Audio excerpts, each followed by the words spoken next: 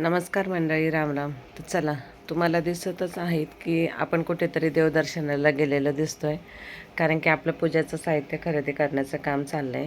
तर मुलांना सुट्टी होती म्हणून आम्ही सगळेजण आलो होतो सप्तशृंगी आईच्या दर्शनाला. आणि वयस्कर व्यक्ती सोबत असल्यामुळे आम्ही रोपवेनं जाण्याचा डिसिजन घेतला.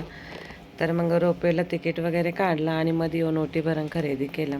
आणि जेव्हा लाईनला येऊन बसलं ना, तर बघा इतकी गर्दी होती. शनिवार रविवार सुट्टी आल्यामुळे खूप अतिप्रमाणात गर्दी होती. म्हणजे रोपवेच्या वेटिंगसाठी त्यांनी जे 3 वेगवेगळे हॉल केलेले आहेत ना, तर ते तिन्हीच्या तिन्ही हॉल फुल होते. प्रत्येक हॉलमध्ये आम्हाला 1 तास जवळपास वेटिंग करावी लागली, एवढी गर्दी होती. आणि बघा ना, तो छोटासा चिरंजीव आपल्या वडिलांच्या खांद्यावर बसून मस्त चाललाय देवीच्या दर्शनाला. पण त्याला काय माहिती, तो खरोखर ज्या देवाच्या दर्शनाला चालला आहे त्याच्या वडिलांच्या रूपात त्याचा देव त्याच्या बरोबरच आहे, ज्याने त्याला खांद्यावर उचलून घेतले म्हणतात ना. तसं त्या पद्धतीनं. तर चला, सगळा आमचा परिवार होता. आजी बाबा होते, ताईंचे मम्मी पप्पा होते म्हणजे. आणि रोपवेनं जाण्यासाठी इतका वेळ वाट पाहिल्यानंतर आमचा तरी पण रोपवेच्या जवळ आल्यानंतर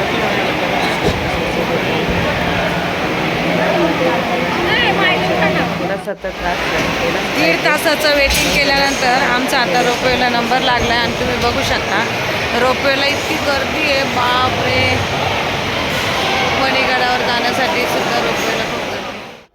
तर चला, फायनली आता आपला नंबर लागला आहे आणि आता आपण रोपवेत बसत आहोत.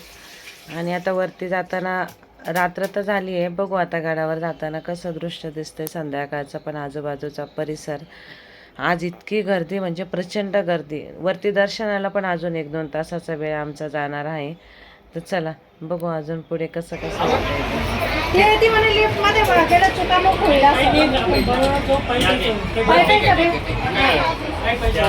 नको, लिफ्टने जाणार.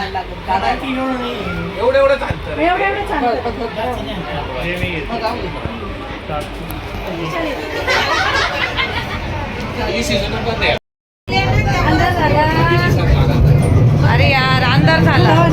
बाहेरचं काही बघायचं काही बघायचं चान्सच नाही राहिला. अंधार झाला.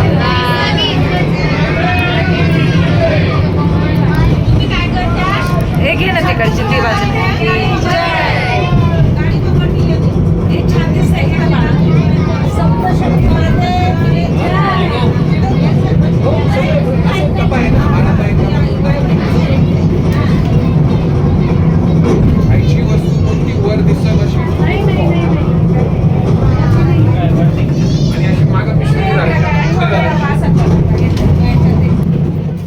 तर चला, खूप जास्त वेटिंग केल्यानंतर आपल्याला आपल्या सप्तशृंगी देवी मातेचं छान असं दर्शन झालेलं आहे. आणि इतक्या वेटिंगनंतर दर्शन झालं ना, तर मनच प्रसन्न झालं.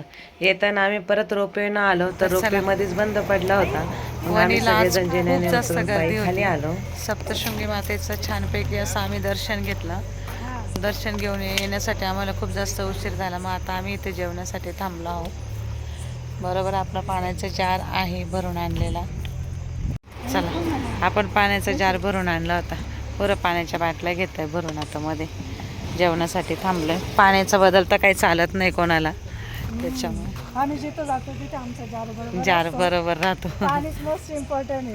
पाणी नाही असलं, पाणी दुसरीकडे प्यायचं ना, आजारी पडण्यापेक्षा. त्याच्यामुळे पाण्याच्या बाटल्या भरून घेत आहे पहिलं. तर चला, आता सगळेजण मस्तपैकी जेवण करू. तर चला, आता सगळ्यांना खूप जास्त भूक आली. आम्ही आता जेवण करतो आणि हा व्हिडिओ मी इथेच संपवते. आमचं दर्शन पण खूप सुंदर झालं. तुम्हाला आपला हा व्हिडिओ आवडला असेल तर आपल्या चॅनलला लाईक, शेअर, सबस्क्राईब करा. नक्कीच आवडला असेल तर एक कमेंट करा.